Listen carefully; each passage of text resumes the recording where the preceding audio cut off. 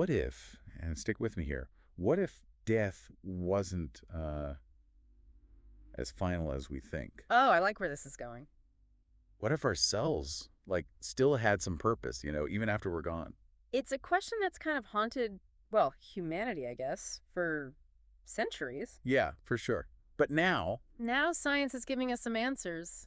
Some really mind-blowing ones. it's wild, right? This whole third state of life thing. It really is. It flips everything we think we know about, like, being alive on its head. Exactly. And to really understand it, we need to rewind. Back to the begin. Back to the 70s, Yeah. when scientists first started to, crack open the secrets of cell death. They're looking at this thing called apoptosis. And what they found, game changer. Total game changer. Apoptosis, basically it's like programmed cell death. Yeah, programmed death. It's like it has to happen. It's essential for life. Think about it, like during development, our body's got to get rid of certain cells. Right.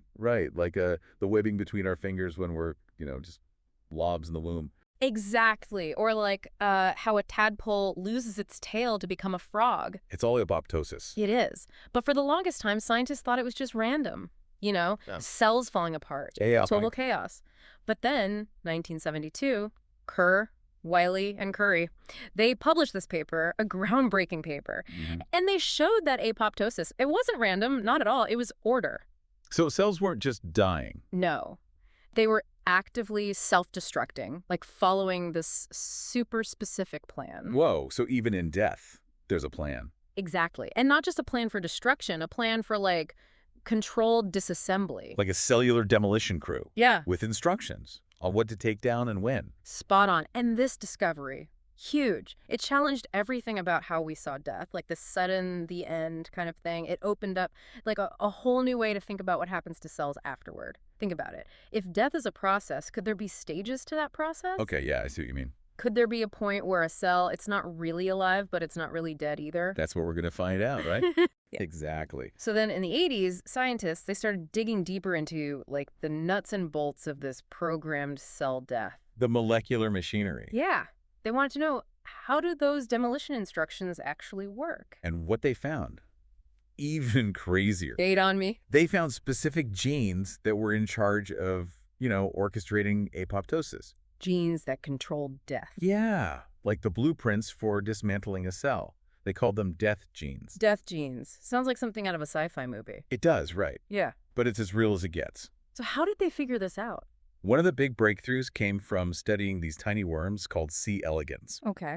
In 1986, Ellis, Yuan, and Horvitz, they're working with these worms. Uh-huh. And they find this gene called SED3.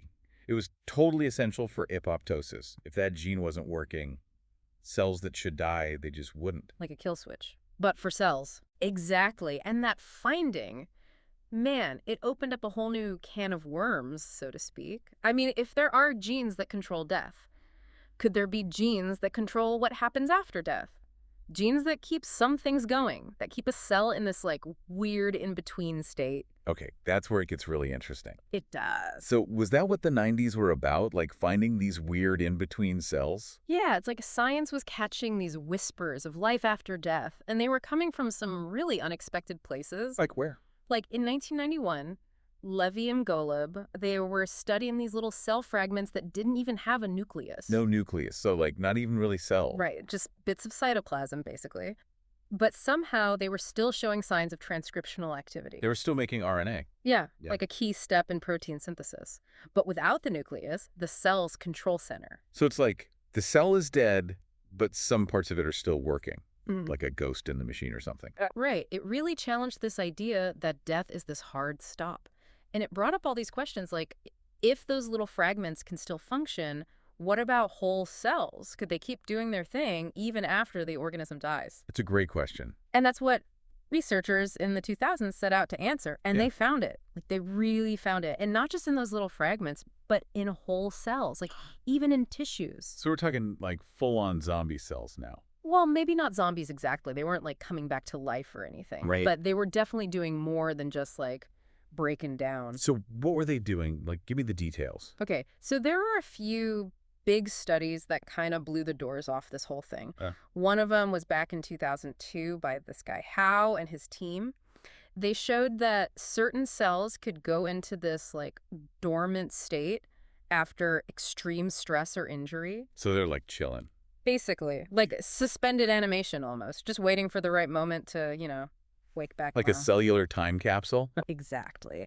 And then a few years later, 2006, Pazidkov and his team, they did this wild experiment. What did they do? They took some bacteria and exposed them to, like, totally lethal conditions. Okay. You'd think that would be it, right? Total wipeout. Yeah, for sure. But it wasn't. Some of the genes in those bacteria kept right on going for hours after the bacteria were technically dead. So the bacteria died, but the genes were like, nah, we're good. Yeah. Like, some parts of the cell had their own little survival plan, separate from the whole organism. Interesting. But the one that really changed everything came in 2009. Noble and his team, What did they find?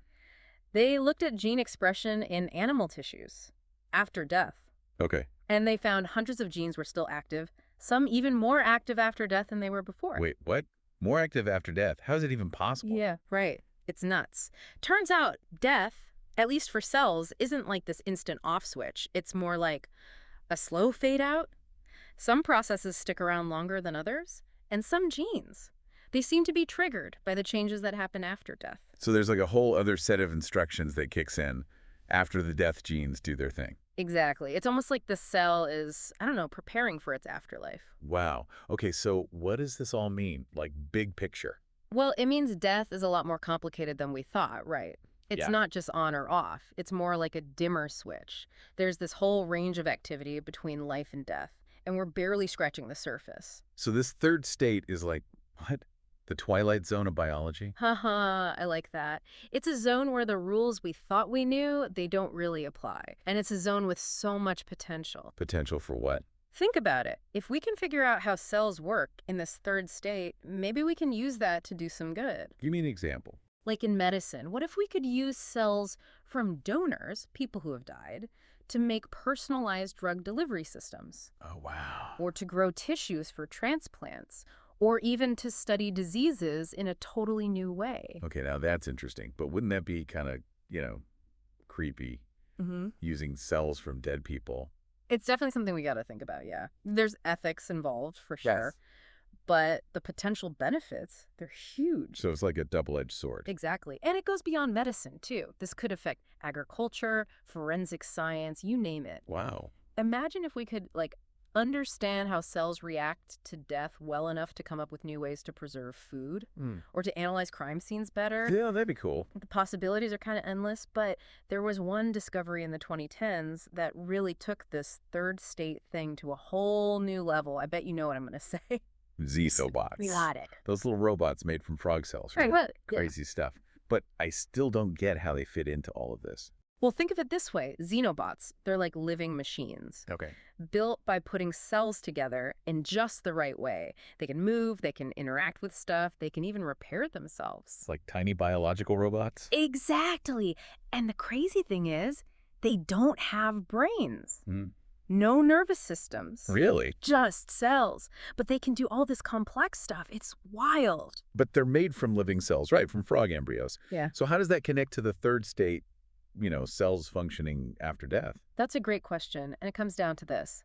Xenobots show us that cells can function outside their normal environment. Like, if you can take cells from a frog and make them into a robot, maybe you could take cells from a dead organism and do something new with them, too. So xenobots were like a proof of concept for the third state. Yeah, in a way. They showed us that cells are way more adaptable than we realized, that we can re-engineer them for totally new purposes. So it opened up a whole new world of possibility. It did. For what we could do with cells, even after the organism they came from was gone.